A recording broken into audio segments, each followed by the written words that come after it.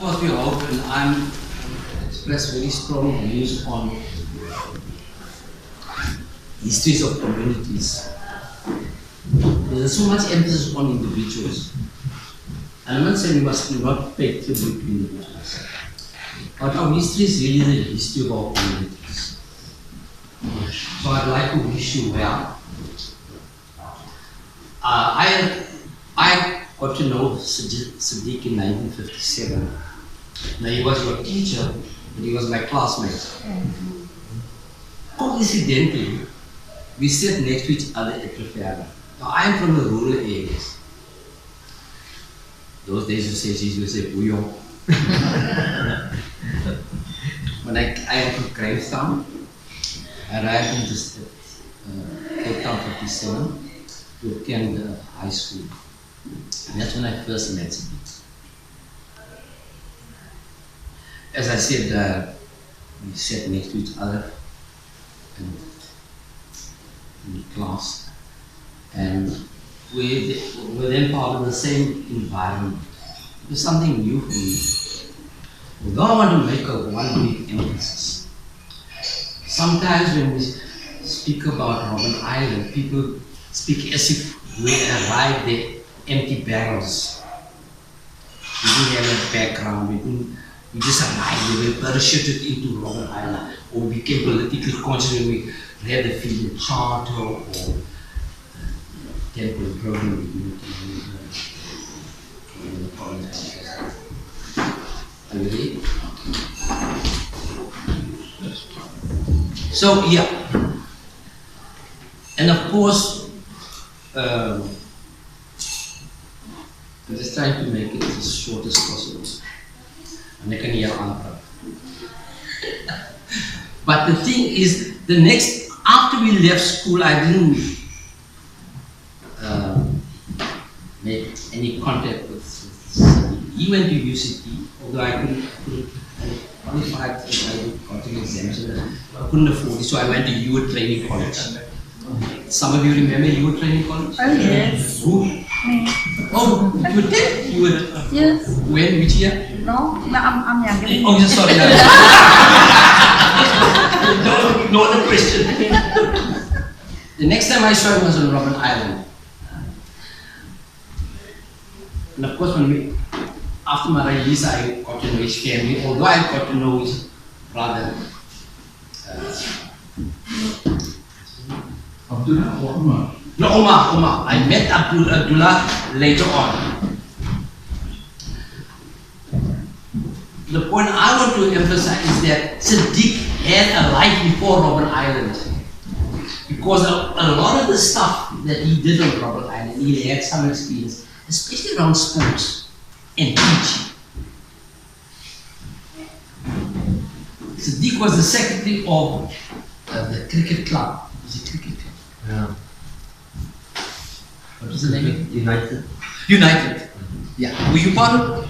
I was at a later age, much younger age. No. We had a number of young people, students at that time. Kasper,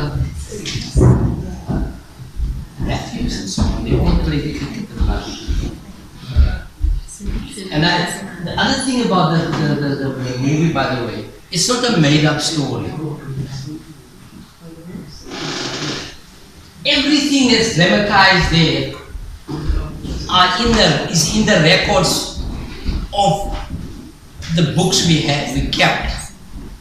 Match reports, selection, etc., etc. So it's not just a made-up story, it was what happened. But the other thing I want to mention is that this is not the story of soccer on Robben Island. This is the story of life on Robben Island as seen through soccer. Now that's very important, it's a big difference. And Akbar will tell you, we had literacy programs, we had education programs, we played rugby. Many other things, we had a cultural program, a very vibrant cultural program. Lots of political discussion. So what I'm trying to say, it was not only about soccer. This is about how we try to organize revolutionize our lives. So what the Bible is based on a book by Chuck Cole, a professor of history from the United States. It's also called More Than Just a Game. And then they dramatize the story as told in the book. Yeah, understand? Of course, when I came out, and of course we continued our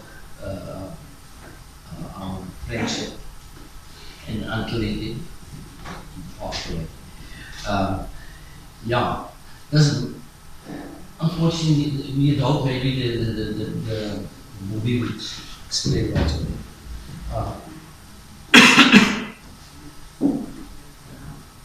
Yeah, I'm sorry, I'm just losing track of what I want to say, but the main thing is that Sadiq was not an individual. He had a very warm family life. His mother was a sole breadwinner, I think. Yeah? And they were all small, and so they struggled a bit. But what stands out, because from my own childhood, this thing about sports, in fact, some very interesting studies have been made recently in the Eastern Cape. Where I come from, played rugby. Now, people ask, but what was there before the freedom charter or politics? It was sports. It was rugby. It was kerk. It was sports, culture, and so in school to come. You had to go to school. Because what we've discussed, I'll be celebrating my 80th birthday in January. Now I'm saying that not because when I think back, it was that community life that determined what happened to you subsequently. Because you were influenced by becoming involved in politics. Came to Trafalgar, I was introduced to Marxism, socialism, Karl Marx, working class struggle. So there were a lot of influences, but it was just burning on where we came from. And I think what is happening today in our country,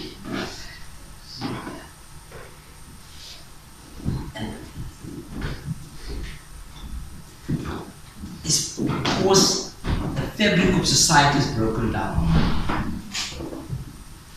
And I think life is not only about the Freedom Charter, the Communist Manifesto, whatever, politics, party politics. In fact, party politics is forbidden. There's now got movements of communities.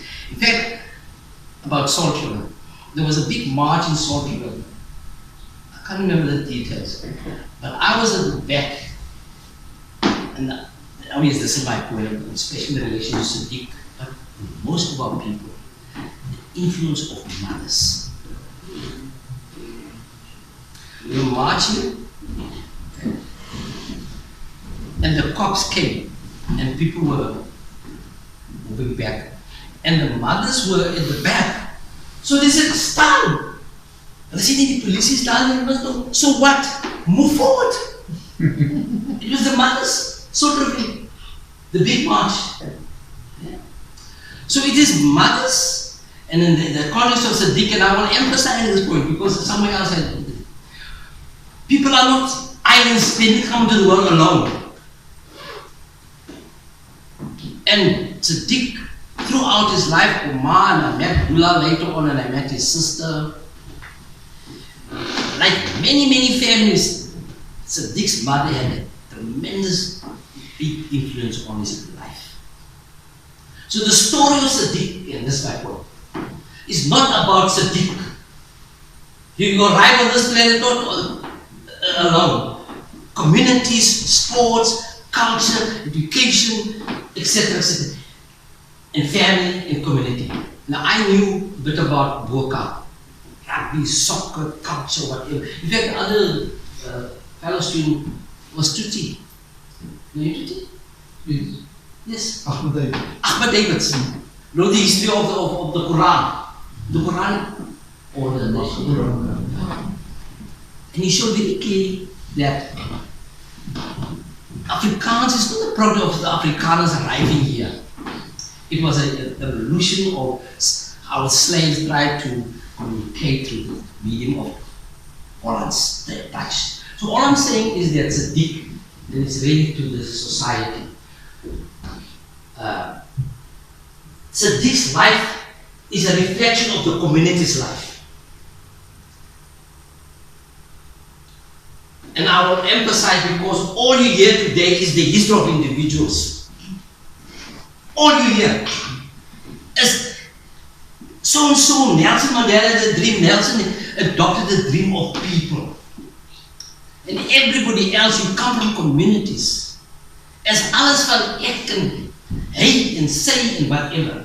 So if it's going to be the Salt River Heritage Society, then we must capture the history of what happened in Salt River. One of the members of our case was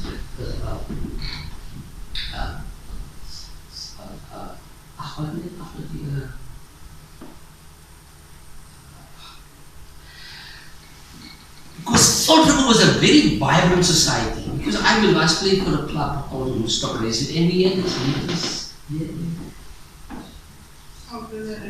There was a church. There was a training college here. Wesley.